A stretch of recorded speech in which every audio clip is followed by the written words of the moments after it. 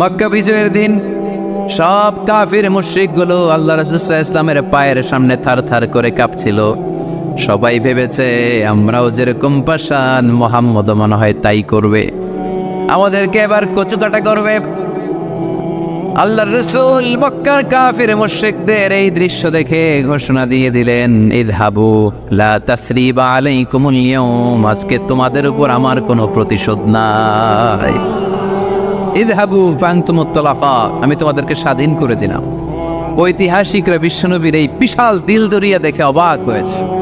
তারা বলতে বাধ্য হয়েছে, in the long history of the world there is no instance of magnanimity and forgiveness which was showed by Muhammad sallallahu, when all of his enemies laid under his feet and he forgave them one and all. পৃথিবীর ইতিহাসে ক্ষমার এরকম নজির কোনো মানুষ দেখাতে পারে নাই।